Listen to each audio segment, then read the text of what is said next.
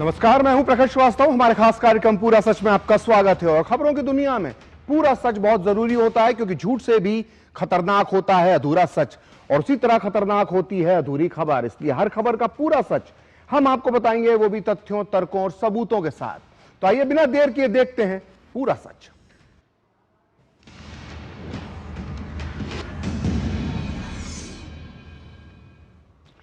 तो बांग्लादेश का हिंदू असहाय है, बेसहारा है, और उसे बचाने वाला कोई नहीं। मजहबी कट्टरपंथियों की गोदी में बैठी यूनुस सरकार सिर्फ लफ्फाजी में लगी। वो हिंदुओं की सुरक्षा के बड़े बड़े वादे और दावे तो करती है, लेकिन इन दावों के तत्काल बाद एक और हिंदू की हत्या हो जाती है। दरअसल यूनुस सरकार को अगर अपने देश के हिंदुओं को बचाना है, तो उसे इस हिंसा की जड़ को ही खत्म करना होगा, और यह जड़ है जमात-ए-इस्लामी। इसलिए आज हम आपको बांग्लादेश में हिंदुओं के सबसे बड़े दुश्मन जमात-ए-इस्लामी का पूरा सच बताएंगे। आपको बताएंगे कि किस तरह से हिंदुओं के खिलाफ हिंसा और भारत के विरुद्ध नफरत फैलाकर जमात के शैतान ढाका की गद्दी पर काबिज होना चाहते हैं। साथ ही आज हम आपको यह भी बताएंगे कि कैसे जमात की शैतानी साजिश में पाकिस्तान की खुफिया एजेंसी ISI भी शामिल है। तो देखते हैं पूरा सच पूरे विस्तार के साथ। तो बांग्लादेश में हिंदुओं के खिलाफ लगातार हिंसा जारी है। बीते कुछ दिनों में बांग्लादेश में 2 हिंदुओं की लिंचिंग के मामले सामने आए। बांग्लादेश के राजवाड़ी जिले के एक हिंदू युवक की वहां पर एक पीट कर हिंदू युवक की हत्या कर दी गई, उसे मार डाला गया, और इस युवक का नाम अमृत मंडल है।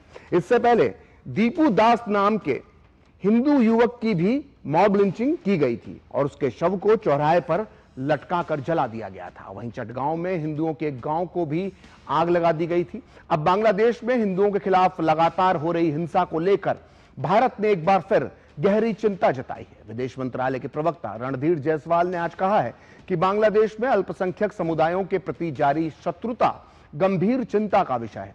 उन्होंने कहा कि बांग्लादेश की मौजूदा अंतरिम सरकार के कार्यकाल के दौरान बांग्लादेश में अल्पसंख्यक समुदाय के खिलाफ हिंसा की 2900 घटनाएं हो चुकी हैं। रणधीर जायसवाल ने कहा कि भारत बांग्लादेश में एक हिंदू युवक की हालिया हत्या की कड़े शब्दों में निंदा करता है। विदेश मंत्रालय ने साफ किया कि भारत इस मामले पर लगातार नजर बनाए हुए है, और बांग्लादेश सरकार के अल्पसंख्यक समुदाय की सुरक्षा सुनिश्चित करने की बांग्लादेश से भारत उम्मीद करता है। आइए सुनते हैं रणधीर जायसवाल ने क्या कहा, फिर हम आपको बताएंगे कि हिंदुओं के खिलाफ इस हिंसा के पीछे कौन है mastermind. We have rejected the false narrative that has been projected in Bangladesh. We are all aware of the recent developments in Bangladesh. We have been closely following them. We condemn the recent gruesome killing of a Hindu youth in Mymensingh and expect that the perpetrators of the crime would be brought to justice. Over 2,900 incidents of violence against minorities, including cases of killings, arsons, land grab, have been documented by independent sources during the tenure of the interim government. तो पड़ोसी देश बांग्लादेश से लगातार आ रही हैं खौफनाक तस्वीरें। हिंदुओं पर हमले हो रहे हैं, लिंचिंग हो रही है, और सरेआम हत्याएं हो रही हैं। बीजेपी और BHP ने इस पर गहरी चिंता जताई है, और यह आरोप है जो बांग्लादेश में लगाया जा रहा है। बांग्लादेश पे सवाल पूछा जा रहा है कि आजादी की लड़ाई में बांग्लादेश की अहम भूमिका निभाने वाले हिंदू अल्पसंख्यक आज उनके ही देश में असुरक्षित क्यों हैं। साथ ही सवाल यह भी है कि अंतर्राष्ट्रीय संस्थाएं खामोश क्यों हैं। आइए सुनते हैं बीजेपी और BHP के नेताओं ने क्या कहा। देखिए, बांग्लादेश में हिंदू विरोधी मानसिकता वाली सरकार है। हिंदुओं को टारगेट किया जा रहा है, अल्पसंख्यकों को मारा जा रहा है। दीपू चंद दास के बाद एक और हिंदू की लिंचिंग की गई। पूरा हिंदू समाज डरा और सहमा हुआ है। जिस तरह की हरकत बांग्लादेश कर रहा है वो क्षमा योग्य नहीं है। बांग्लादेश ये भूले नहीं कि उसकी हरकत से उसको ही नुकसान होने वाला है। इस प्रकार का राजनीतिक घटनाक्रम बदल रहा है तेज गति के साथ में, और जिस प्रकार से आम चुनावों के आने से पहले ही हिंसा की और भयंकर सुगबुगाहट नजर आ रही है, वो संपूर्ण विश्व के लिए एक बड़ी चेतावनी भी है। मुझे लगता है कि इस समय UN को इंटरवीन करना चाहिए। Immediate intervention is required from the United Nations. क्या इंटरनेशनल ह्यूमन राइट अथॉरिटीज ने क्या कोई एक नोटिस इश्यू किया है कि बांग्लादेश को? नहीं। मैं कहता हूं यूएन सेक्रेटरी जनरल ने गुटरगू तो कर रहे हैं, लेकिन क्या कुछ स्पेसिफिकली उन्होंने कुछ किया है क्या?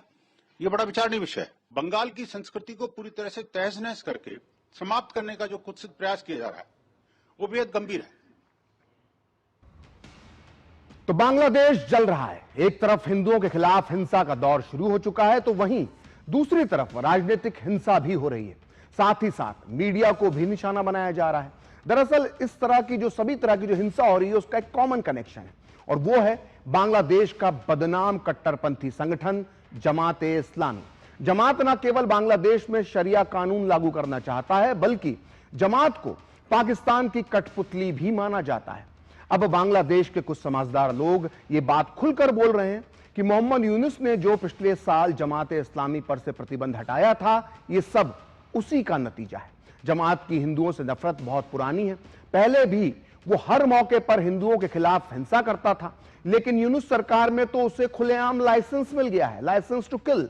इस बीच यह भी खबर है कि इंकलाब मंच के छात्र नेता उस्मान हादी की हत्या के पीछे भी जमात-ए-इस्लामी का हाथ हो सकता है। दरअसल हादी की हत्या से जमात-ए-इस्लामी को भारत विरोधी भावनाएं भड़काने का मौका मिल गया है।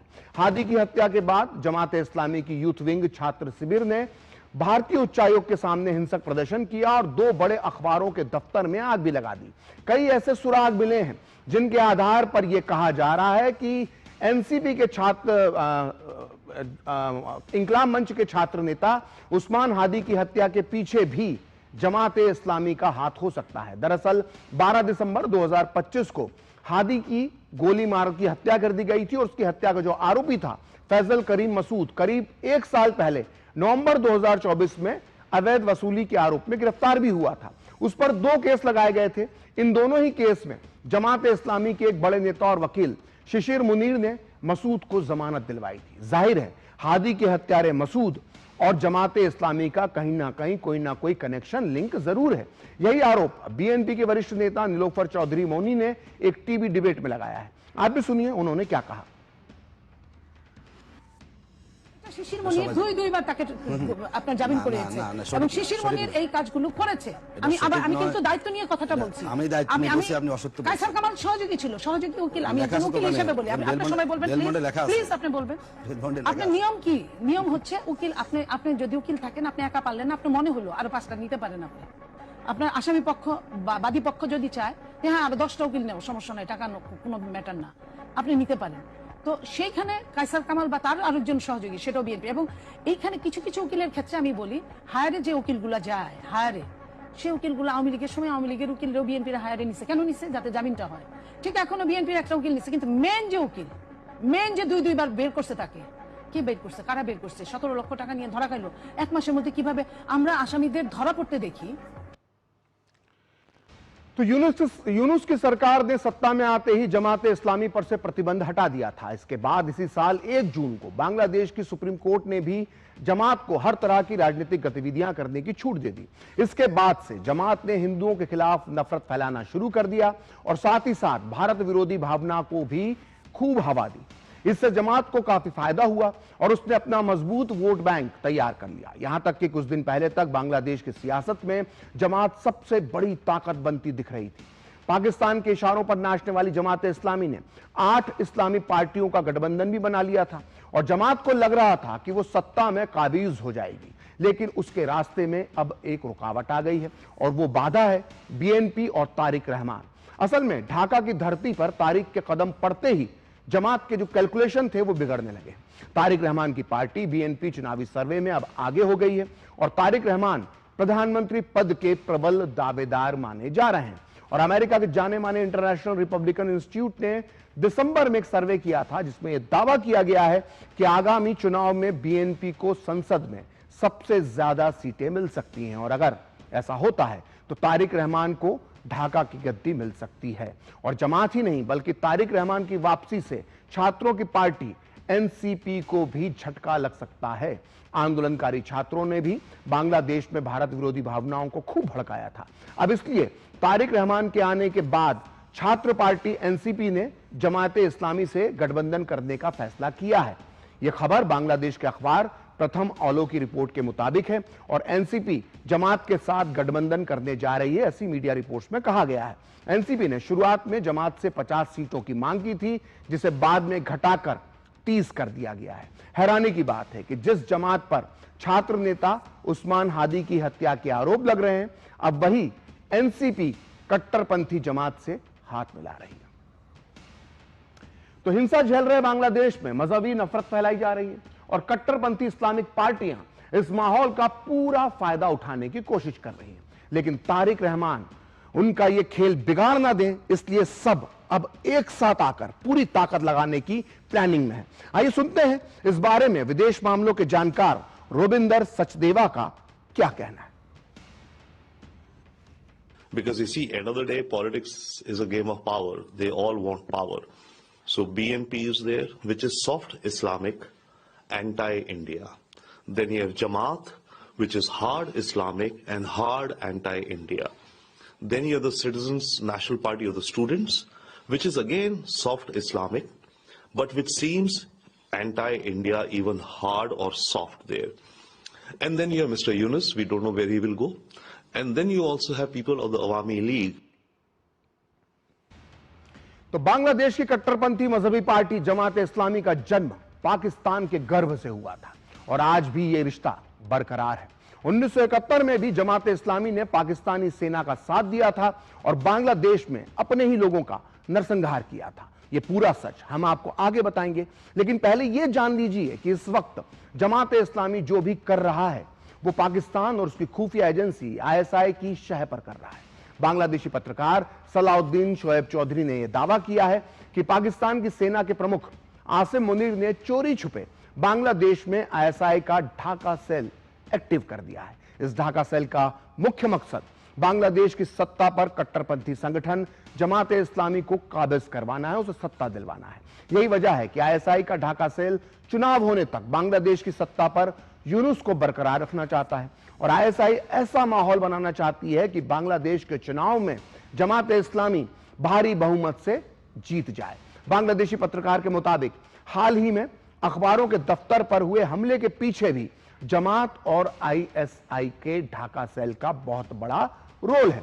ढाका सेल अपने मकसद को पूरा करने के लिए हर महीने 20 करोड़ टका, जी हां 20 करोड़ टका बांग्लादेशी करेंसी जो है वो खर्च कर रही है। ये पैसा उसे ड्रग्स की तस्करी और नकली नोट के धंधे से मिलता है।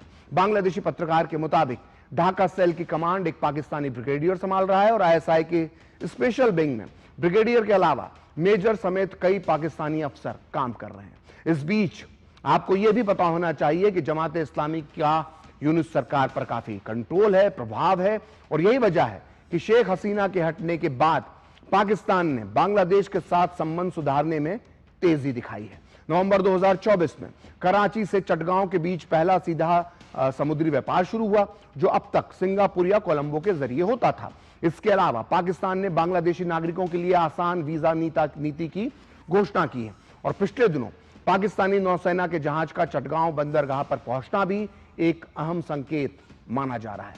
ये सभी कदम दिखाते हैं कि पाकिस्तान बांग्लादेश को रणनीतिक रूप से अपने करीब लाने की कोशिश कर रहा है और जमात इस्लामी उसका एक मोहरा है। तो पाकिस्तान पूरी बेशर्मी के साथ बांग्लादेश में भारत विरोधी भावनाओं को भड़का रहा है। सोचिए, भारत ने जिस पाकिस्तान के अत्याचारों से बांग्लादेश को आजादी दिलाई, आज वही पाकिस्तान बांग्लादेश की रक्षा की कस्में खा रहा है। पाकिस्तान के प्रधानमंत्री शहबाज शरीफ की पार्टी पीएमएलएन के एक नेता कामरान सईद उस्मानी ने अब बांग्लादेश के नाम पर भारत को धमकी देने की हिमाकत की है। उसने कहा है कि अगर भारत ने बांग्लादेश पर हमला किया तो पाकिस्तान पूरी ताकत के साथ ढाका के साथ खड़ा होगा। आप भी सुनिए इसकी गीदड़ भपकी। मैं अपने बांग्लादेशी बहन भाइयों को कहना चाहता हूं कि हम आपके साथ खड़े हैं। पाकिस्तानी अवाम, पाकिस्तान और पाकिस्तानी अफवाज आपके साथ खड़ी है। अगर कोई माशी दबाव बांग्लादेश पे डालने की कोशिश करेगा या बांग्लादेश की खुद मुख्तारी पे अटैक करने की कोशिश करेगा तो पाकिस्तान की बाशऊर अवाम आपके साथ खड़ी होगी। अब मैं ब्राह्मण साम्राज्य को बड़ा एक क्लियर मैसेज देना चाहता हूं कि अगर अब किसी ने मेरी निगाह उठा के बांग्लादेश की तरफ देखा ना तो पाकिस्तानी अवाम, पाकिस्तानी अफवाज और हमारे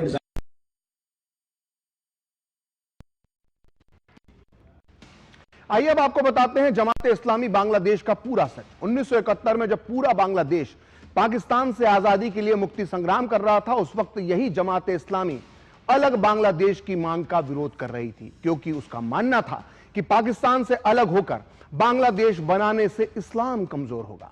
जमात और पाकिस्तानी सेना के खूनी कारनामे की शुरुआत मार्च 1971 में ऑपरेशन सर्च लाइट में हुई थी, जिसमें पाकिस्तानी सेना और जमात इस्लामी ने मिलकर प्रमुख बंगाली बुद्धिजीवियों को सुनियोजित तरीके से एक एक करके मार डाला था।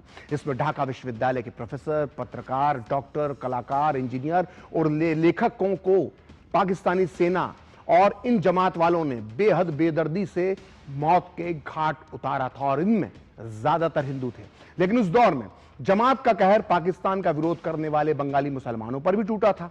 इस हिंसा में लाखों लोग मारे गए थे और लाखों बंगाली महिलाओं का बलात्कार किया गया। जमात इस्लामी ने पाकिस्तानी सेना का समर्थन करने के लिए अल बदर और अल शम्स जैसे संगठन बनाए, लेकिन बांग्लादेश का निर्माण होने के बाद जमात इस्लामी पर प्रतिबंध लगा दिया गया। इसके नेता देश छोड़कर पाकिस्तान चले गए या फिर बांग्लादेश या दुनिया के अलग अलग इलाकों में छुप गए। लेकिन 1975 में शेख मुजीब की हत्या के बाद नई सरकार ने जमात इस्लामी से पाबंदी हटा ली और जमात इस्लामी बांग्लादेश ने खुद को राजनीतिक रूप से खड़ा करना शुरू कर दिया। लेकिन जमात इस्लामी के पतन की शुरुआत 2008 में आवामी लीग सरकार की तरफ से गठित युद्ध अपराध न्यायाधिकरण के तहत होना शुरू हो गई थी। जमात इस्लामी के नेताओं के खिलाफ 1971 के स्वतंत्रता संग्राम में पाकिस्तानी फौज से गठजोड़ करने के इल्जाम थे उनके ऊपर, और इसी मामले में इन पर 2008 में मुकदमे चले और जमात के कई बड़े नेताओं को युद्ध अपराध का दोषी ठहराया गया अपने ही लोगों के खिलाफ। और जमात के जो डिप्टी थे देलवर हुसैन सईदी को नरसंहार, बलात्कार और धार्मिक उत्पीड़न के लिए सजाए मौत की सजा सुनाई गई। इनके अलावा जमात के बहुत से नेताओं को कैद कर लिया गया और फांसी की सजाएं सुनाई गई। 2013 तक आते आते जमात इस्लामी पर जो है वो सियासत जो उसकी बदलने लगी, उस पर सियासी प्रतिबंध लगा दिया गया। लेकिन एक बार फिर जमात जो है वो अपना सर उठा रहा है। तो 1947 में भारत के बंटवारे के बाद से ही पूर्वी पाकिस्तान यानी वर्तमान बांग्लादेश में जमात इस्लामी एक्टिव हो गई थी। चूंकि तब सत्ता पाकिस्तान के हाथों में थी, कराची और इस्लामाबाद से सत्ता चलती थी, तो जमात को रोकने वाला उस समय कोई नहीं था। और आजादी के बाद से ही जमात इस्लामी ने हिंदुओं के खिलाफ हिंसा की शुरुआत कर दी थी। 1947 से लेकर 1950 तक जमात इस्लामी ने हिंदुओं के खिलाफ हिंसा का जबरदस्त दौर चलाया। लेकिन हिंदू उत्पीड़न की गाथा में 5 जनवरी 1964 एक काला दिन है, जिसे जमात ने रचा था। करीब 60 साल पहले इसी दिन पूर्वी पाकिस्तान में नरसंहार, बलात्कार, अपहरण और जबरन धर्मांतरण और उसके बाद लाखों हिंदुओं का विस्थापन शुरू हुआ। वजह यह थी कि 10 दिन पहले 27 दिसंबर 1963 को कश्मीर के हजरत बल दरगाह में एक धार्मिक विवाद हो गया था, जिसके बाद पूर्वी पाकिस्तान यानी बांग्लादेश के जो हिंदुओं थे उनके खिलाफ दंगे शुरू हो गए, जिसका नेतृत्व उस समय जमात के लोग, जमात के लीडर कर रहे थे। सिर्फ 5 से 12 जनवरी के बीच में 7-8 दिन में यहां के जो खुलना जिला है, जो बांग्लादेश में आज भी है, उसके 5000 हिंदुओं की हत्या कर दी गई और 2000 महिलाओं का किडनैप किया गया, उनका धर्म परिवर्तन किया गया, उनके साथ बलात्कार किया गया। यही हाल ढाका, राजशाही, सिलहट, मेमनसिंह, नोआखली, चटगांव का था। अकेले ढाका शहर में लगभग 2000 हिंदू मारे गए और 1 लाख हिंदू बेघर हो गए। ढाका के आसपास के सभी गांवों और बस्तियों से हिंदुओं को साफ कर दिया गया था। 1964 में ढाका के पास नारायणगंज लगभग 4000 हिंदुओं के शहर के अंदर मार डाला गया और 31000 हिंदू घरों को लूट लिया गया था। राजशाही का जो प्रांत है, जो इलाका है, उसमें अनुमान के मुताबिक जो माना जाता है 10,000 हिंदू मारे गए और 2 लाख से ज्यादा हिंदुओं का घर जला दिया गया या तोड़ दिया गया, तबाह कर दिया गया। सिलहट, मेमनसिंह, नोआखली, चटगांव और अन्य जिलों में 15,000 से ज्यादा हिंदू मारे गए। इन दंगों के बाद करीब 3 लाख हिंदू बंगालियों ने भारत में शरण ली थी। ये 1964 की बात है। तो 1971 में पूर्वी पाकिस्तान इस्लामाबाद से आजाद होकर बांग्लादेश बन गया। इसके बाद कुछ सालों तक जमात की जो करतूतें थी वो बंद रहीं, लेकिन इसने 1975 के बाद फिर से सर उठा लिया। इसके बाद जमात ने हिंदुओं के खिलाफ छोटी मोटी हिंसा की, लेकिन 1992 में जमात इस्लामी ने सारी हदें पार कर ली। उस साल अयोध्या में विवादित ढांचा गिराए जाने के बाद बांग्लादेश में हिंदुओं पर बड़े पैमाने पर हमले किए गए थे, जिनके पीछे जमात इस्लामी का हाथ माना जाता है। उस समय खालिदा जिया के नेतृत्व वाली बीएनपी और जमात खुद सत्ता में थी। हिंसा की शुरुआत दिसंबर 1992 में हुई और मार्च 1993 तक यह हिंसा चलती रही। इस दौरान बांग्लादेश में सैकड़ों मंदिरों पर हमले हुए और इनमें से कई पूरी तरह से तबाह कर दिए गए। पूरे बांग्लादेश में लाखों हिंदुओं के घरों और दुकानों पर हमला हुआ, उनमें आग लगाई गई। लेकिन सबसे दर्दनाक था हिंदू महिलाओं पर हुआ अत्याचार, जिनके केस कभी दर्ज ही नहीं किए गए। इन दंगों में हजारों हिंदू मारे गए, लेकिन तत्कालीन बांग्लादेशी सरकार, जिसमें जमात खुद बैठी थी, उसने कभी सही आंकड़े सामने नहीं आने दिए। बांग्लादेश की विवादित लेखिका तस्लीमा नसरीन ने अपने चर्चित उपन्यास लज्जा में भी 6 दिसंबर 1992 के बाद बांग्लादेश में फैले सांप्रदायिक उन्माद का जिक्र किया था। तस्लीमा का यह उपन्यास बांग्लादेश की हिंदू विरोधी सांप्रदायिकता पर जबरदस्त प्रहार करता है और बांग्लादेशी मुसलमानों के धार्मिक कट्टरपन को सामने लाता है। यही वजह रही कि 1993 में इस उपन्यास के प्रकाशन पर प्रतिबंध लगा दिया गया और तस्लीमा को भारत से निष्कासित कर दिया गया और वो अब बांग्लादेश से निष्कासित कर दिया गया और अब वो भारत में रहती हैं। तो पूरा सच में अब वक्त है ब्रेक का, और ब्रेक के बाद बताएंगे बांग्लादेश में हिंदू अल्पसंख्यकों पर हो रहे अत्याचारों को लेकर देश भर में कैसे हो रहा है सड़कों पर विरोध।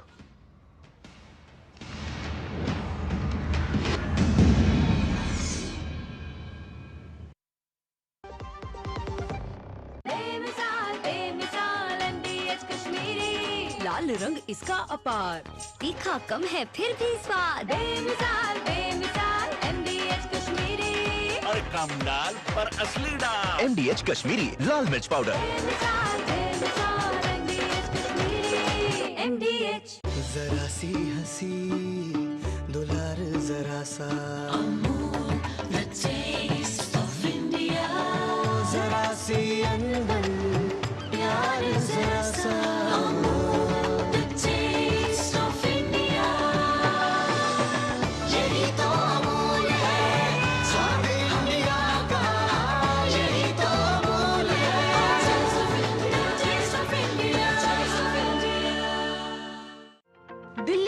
हर सड़क अब धुएं और शोर से मुक्त, हर सफर आरामदायक और हर सांस ताजगी से भरी।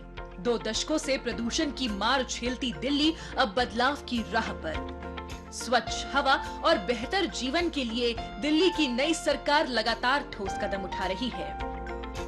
सिर्फ 10 महीनों में 1350 ई बसों के जरिए साफ हवा, सुरक्षित सफर, जीरो एमिशन, शांत और आधुनिक CCTV, GPS और पैनिक बटन जैसी स्मार्ट सुविधाओं के साथ ये बसें हर दिन धुआं, धूल और प्रदूषण को कम कर दिल्ली को बनाती हैं स्वस्थ और हरियाली भरा शहर। दिल्ली सरकार का लक्ष्य सरल है, हर सांस साफ, हर सफर सुरक्षित और दिल्ली प्रदूषण मुक्त। मुख्यमंत्री रेखा गुप्ता के नेतृत्व में नई हवा, नई ऊर्जा, नई दिल्ली।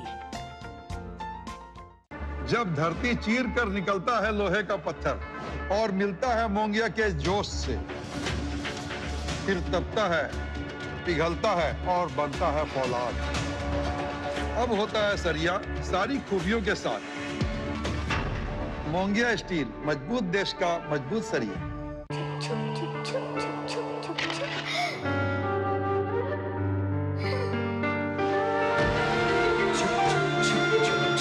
आ जाओ।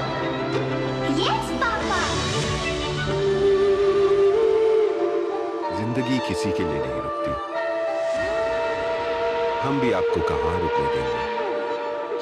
जिंदगी के हर मोड़ पर LIC है तो इंश्योर्ड है। LIC हर पल आपके साथ। कौन है जो जोड़े देश को? विकसित भारत का विकसित भारत। गोल्डी छोले मसाले, जहाँ जाएं रिश्ते बनाएं। गोल्डी लाए हैं फ्रेश लॉक टेक्नोलॉजी, जो रखे मसालों को हर समय फ्रेश।